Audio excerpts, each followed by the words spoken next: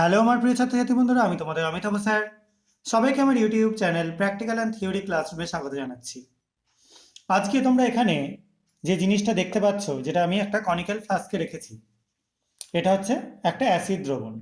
এখানে আমি HCl বা হাইড্রোক্লোরিক অ্যাসিড নিয়েছি, যেটা তোমরা তোমাদের বাথরুম পরিষ্কার করবার জন্য যে অ্যাসিড ইউজ করো তোমরা বাড়িতে, সেই অ্যাসিড দিয়েই করতে পারো। সেখানেও HClই থাকে।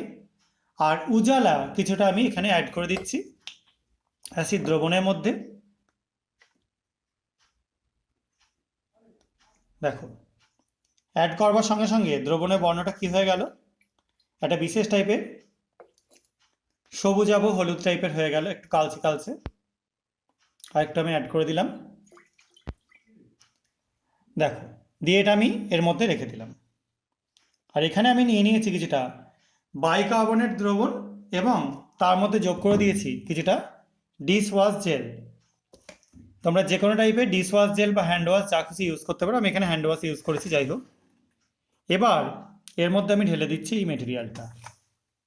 দেখো কি দুর্দান্ত একটা বাবলসের পুরো লেয়ার উঠতে শুরু করলো, একদম ছিটকে লেয়ারটা উঠতে শুরু করলো এবং চারপাশে দারুণ সুন্দর একটা কালারেশন তৈরি হচ্ছে।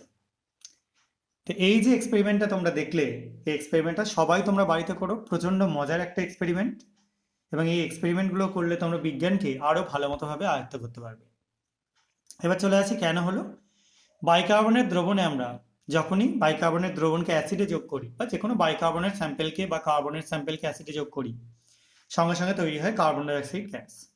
এবং এখানে আমরা কিছুটা, যেহেতু হ্যান্ড ওয়াশ বা ডিশ ওয়াশ ইউজ করেছি, সেই কারণের জন্য আরও বেশি ফেনা হওয়ার কথা।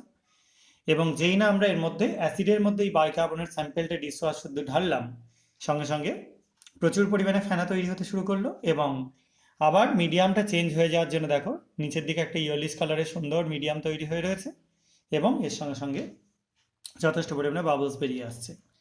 অর্থাৎ এখানে বাইকার্বনেট অ্যাসিডের সাথে বিক্রিয়া করে কার্বন ডাইঅক্সাইড তৈরি করলো, এবং ফেনাটা তৈরি হলো আমরা যে ডিশ ওয়াশ ইউজ করেছি তার জন্য। আশা করা যায় তোমরা বুঝতে পেরেছো।